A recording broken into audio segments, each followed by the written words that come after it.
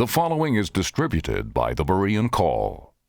A principios del siglo XIV, la naturaleza de la infalibilidad de la Iglesia todavía no estaba bien definida.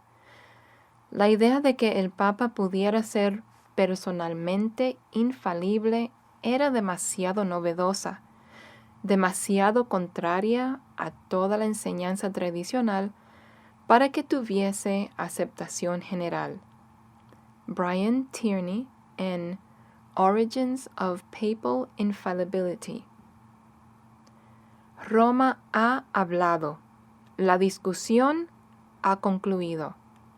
San Agustín, 354 a 430. Apéndice D. La infalibilidad papal y la sucesión apostólica.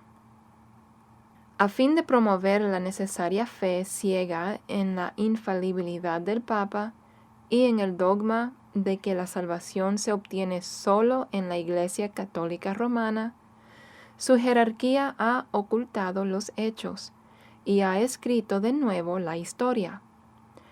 Un ejemplo es la cita de Agustín en la página opuesta. Sí, como dice el argumento, Agustín, el más grande teólogo de la Iglesia, estaba dispuesto a someterse a todo lo que decretara Roma, es decir, el Papa y la jerarquía. Entonces, sin duda que los católicos comunes debían hacer lo mismo. Sin embargo, Agustín no propuso dicha sumisión. En el contexto, la cita significa algo diferente. Dos sínodos habían decretado sobre un asunto en discusión, y el obispo de Roma estuvo de acuerdo, lo cual, empiezo de la cita, a él, Agustín, le pareció más que suficiente y por tanto podía considerarse que el asunto estaba resuelto. Él mismo sostuvo que una decisión de Roma en sí no era concluyente, sino que se necesitaba un concilium plenarium para ese propósito. Terminación de la cita. En ninguna otra parte de sus voluminosos escritos declara Agustín algo que insinúe siquiera que el obispo de Roma tenía la palabra final sobre asuntos de fe o moral. En realidad, Agustín dijo que la Iglesia africana había hecho lo correcto al rechazar la opinión del obispo romano Esteban, 254 a 257, para resolver una disputa bautismal. En todos los argumentos que Agustín propuso sobre numerosos asuntos en conflicto, ni una sola vez afirmó que se debía consultar al obispo de Roma como árbitro final de la ortodoxia, o que se le tuviera que consultar en algún momento. Lo interesante es que, aunque el Concilio de Nicea en 325 decretó que los tres obispos de Roma, Alejandría y Antioquía, el concepto de papa todavía no se conocía, fuesen designados como superiores a los otros obispos de centros cristianos menos importantes. En ese tiempo el obispo de Roma rehusó aceptar dicha distinción para sí mismo. El historiador Lars Colben comenta, empiezo de la cita, el Concilio General de Constantinopla en 381 designó al obispo de esa ciudad como patriarca, y el Concilio General de Calcedonia en 451 dio el mismo título al obispo de Jerusalén, dejando fuera al obispo de Roma. Y el patriarca de Constantinopla, no de Roma, fue elegido como el principal obispo de toda la Iglesia. Después que el Imperio Occidental fue destruido en 476, el emperador de Constantinopla se convirtió en el único emperador del mundo, y esta nueva dignidad, como es natural, añadió prestigio al patriarca de dicha ciudad. El obispo de Roma y el patriarca de Constantinopla se volvieron los principales rivales por la supremacía de la Iglesia. Terminación de la cita. Una doctrina declarada primeramente por emperadores. En realidad, ya en el siglo V, los emperadores habían declarado la supremacía del obispo de Roma sobre la Iglesia occidental, pero no sobre la Iglesia universal, y lo llamaron el Papa Romano. Un edicto de los emperadores Valentiniano el III y Teodosio el II en 445 promulgó, empiezo de la cita, decretamos por este edicto perpetuo que no será lícito para los obispos de Galia o de otras provincias intentar nada contrario a la antigua costumbre sin la autoridad de ese venerable hombre, el Papa de la Ciudad Eterna. Terminación de la cita. Notemos que este reconocimiento de la autoridad papal provino de emperadores, no de un concilio ecuménico que representara a la Iglesia.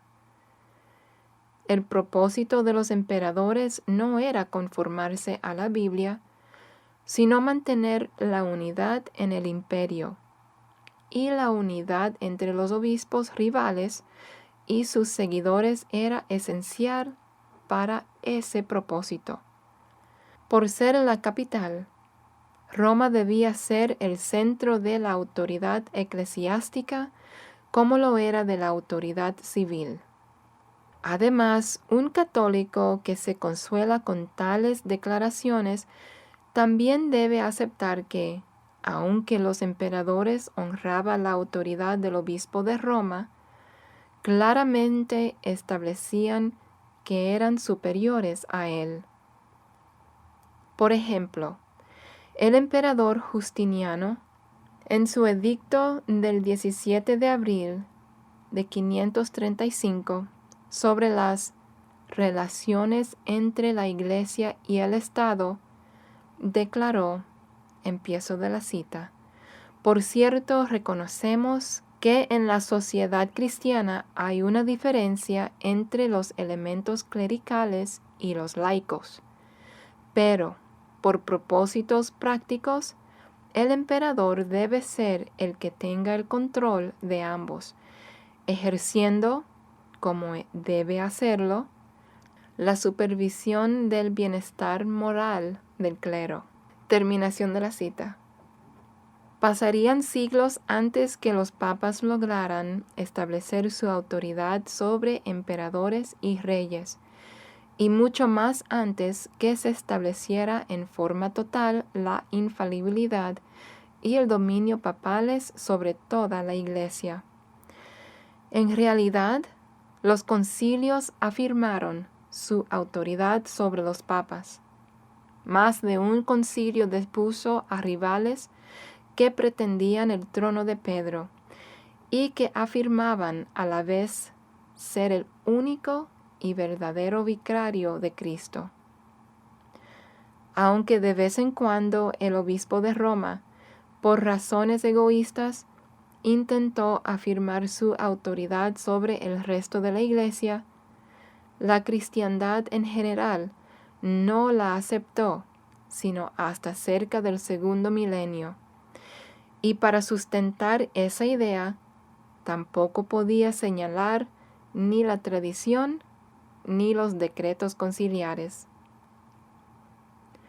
Esa declaración finalmente se aceptó en el Occidente 19 años después del Gran Cisma, cuando en 1703 el Papa Gregorio el VII prohibió a los católicos que llamaran papa a otro excepto al obispo de Roma. Antes de eso, a muchos obispos los llamaban afectuosamente papa. Aunque la Iglesia Católica Romana tiene una lista de papas que se remontan hasta sus inicios, y a todos los supuestos obispos de Roma ahora los consideran comúnmente como papas, en realidad, antes de 1073, ese título no se aceptaba con el significado que tiene hoy. Se niega la infalibilidad para salvarla. Hemos demostrado que la forma en que muchos papas lograron ese oficio, mediante fuerza militar, involucrando prostitutas, por la compra, el patrocinio de emperadores, la violencia del populacho, etc., refuta la afirmación de que el papado vino de Pedro por una línea interrumpida de sucesión apostólica. El hecho de que, en un mismo período, más de un papa ocupara la silla de Pedro, que cada uno declarara ser el único papa verdadero e infalible, la cabeza suprema de la Iglesia, y que cada uno usara su supuesto poder para excomulgar a los otros, también prueba que la teoría de la sucesión apostólica es una ficción. La última vez que varios aspirantes declararon simultáneamente su derecho al papado, el conflicto se resolvió de una manera que, en realidad, deja sin base todo argumento en favor de la infalibilidad papal. A principios del siglo XV hubo 3 hombres que reclamaban ser el papa. Estos eran Gregorio el XII, 1406 a 1415, cuyo primer acto pontifical fue empeñar su tiara por 6,000 florines para pagar sus deudas por apuestas. Benedicto el XIII, 1394 a 1423, de Aviñón, uno de los muchos papas que residieron en el Palacio Papal de Aviñón durante el cisma que duró más de 100 años, con rivales en Roma y Aviñón, reclamando cada uno ser el único papa verdadero y excomulgándose el uno al otro, y Alejandro el V, 1409 a 1410, cuyo principal pasatiempo eran los banquetes y que era atendido en su palacio real por 400 sirvientas. Este último papa fue envenenado por Baldassar Cosa, quien asumió el pontificado en su lugar como Juan el XXIII, 1410 a 1415. Estos 3 fueron destituidos por el Concilio de Constanza, hasta entonces el mayor concilio en el occidente, con 300 obispos presentes, 300 doctores y los representantes de 15 universidades. Aunque ahora se refieren a él como antipapa, fue el Papa Juan XXIII quien, en 1414, abrió oficialmente el concilio del Día de Todos los Santos. La intriga en torno a esta reunión de líderes de la Iglesia fue tal que, en el curso de los 4 años de esa supuesta santa convocación, unos 500 cadáveres fueron arrojados cerca del lago Constanza. También se informó que tuvieron que llevar 1,200 prostitutas para mantener de buen ánimo a los obispos, cardenales y sus asistentes. Sin embargo, en 1415, este mismo concilio condenó a Juan Hus a la hoguera por predicar que no existía autoridad superior a las Sagradas Escrituras, las cuales todos los hombres, aun sacerdotes y papas, debían obedecer viviendo a semejanza de Cristo y en santidad. De los 3 papas mencionados, que afirmaban ser el único y verdadero vicario de Cristo, solo a Gregorio, el 12º, lo incluyen en las listas oficiales como papa legítimo, aunque ese concilio lo depuso, y a los otros 2 como antipapas. En 1958, cuando el sucesor del Papa Pío XII adoptó el nombre de Juan el XXIII, muchas catedrales católicas, al ver que sus listas ya tenían un Papa Juan XXIII, tuvieron que corregirlas rápidamente. Al Papa que originalmente llevó el nombre de Juan XXIII, se le ha descrito como, empiezo de la cita, ex pirata, asesino masivo, fornicario masivo que tenía preferencia por las monjas, adúltero, simoníaco, chantajista, proxeneta, maestro del engaño. Terminación de la cita. En un giro digno de incluirse en una novela, el Papa Juan XXIII, quien abrió el concilio con gran pompa, fue condenado por éste a la prisión. Fue tratado con más consideración de la que merecía, reduciéndose las 54 acusaciones originales contra él a solo 5. Edward Gibbon, en el libro The History of the Decline and Fall of the Roman Empire, la historia de la decadencia y caída del Imperio Romano, escribió con sarcasmo. Empiezo de la cita. Las acusaciones más escandalosas contra Juan el XXIII fueron excluidas. El vicario de Cristo solo fue acusado y declarado culpable de piratería, homicidio, violación, sodomía e incesto. Terminación de la cita. Mientras que Juan Hus fue quemado en la hoguera por el Concilio de Constanza por pedir una reforma en la Iglesia, Juan el XXIII recibió una sentencia de solo 3 años de prisión por sus horrendos y numerosos crímenes. El Concilio de Constanza nombró al cardenal Otto Colonna como el nuevo papa, quien adoptó el nombre de Martín el V, 1417 a 1431. Cuando al ex papa Juan XXIII lo dejaron en libertad, el papa Martín el V instaló a este criminal y asesino maestro como obispo de Frascati y cardenal de Túsculo.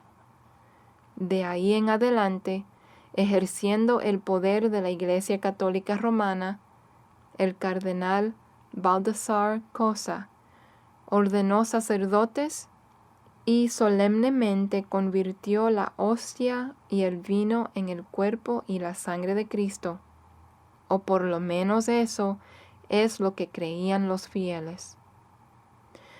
Como cardenal, el ex papa Juan XXIII, para entonces ex presidiario, estaba calificado para votar por nuevos papas junto con los demás cardenales, muchos de los cuales no estaban muy lejos después de él en la lista de crímenes. Irónicamente, el Concilio de Constanza salvó a la Iglesia de 3 papas rivales, afirmando la autoridad del concilio sobre el papado. El voto fue unánime al establecer el siguiente principio. Empiezo de la cita. Todo concilio ecuménico convocado legalmente que represente a la Iglesia deriva su autoridad inmediatamente de Cristo, y todos, incluso el Papa, está sujeto al concilio en asuntos de fe, en la sanidad del cisma y en la reforma de la Iglesia. Terminación de la cita. Si la infalibilidad papal, como se conoce hoy, hubiera sido aceptada entonces, esta solución al dilema de 3 papas rivales habría sido imposible. El dogma mismo de la infalibilidad papal, que el Concilio Vaticano I estableció en 1870, es una negación de la autoridad que un concilio previo, el Concilio de Constanza, había declarado tener sobre los papas a fin de salvar a la Iglesia. Los comentarios de von Döllinger son de interés, en especial porque su libro se publicó unas semanas antes que el Concilio Vaticano I contradijera al de Constanza respecto al importante debate sobre el poder conciliar contra el poder papal. Empiezo de la cita.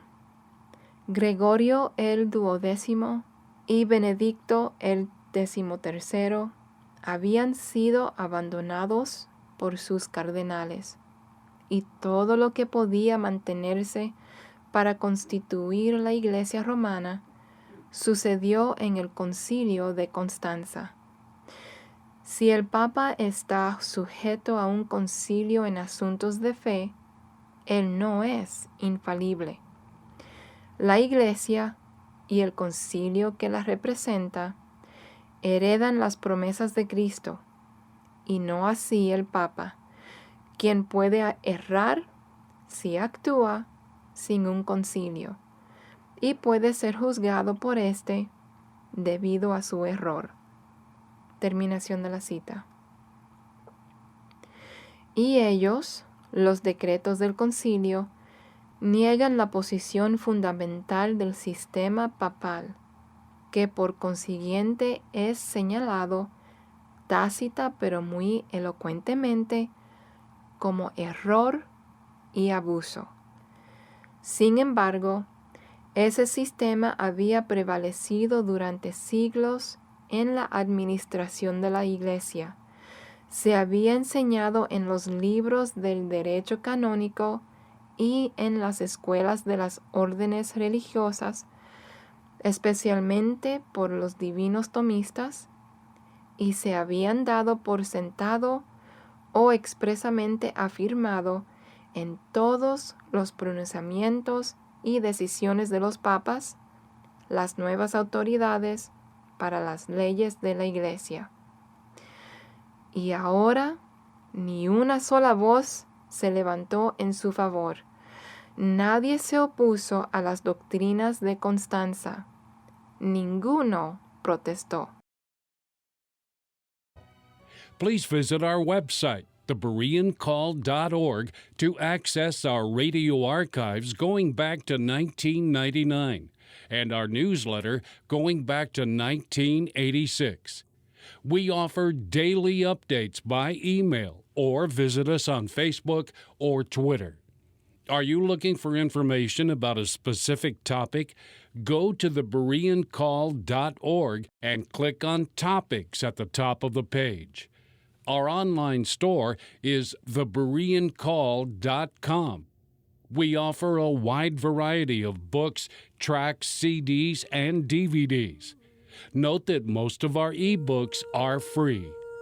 I'm Gary Carmichael. Thanks for tuning in, and we hope you can join us again next week.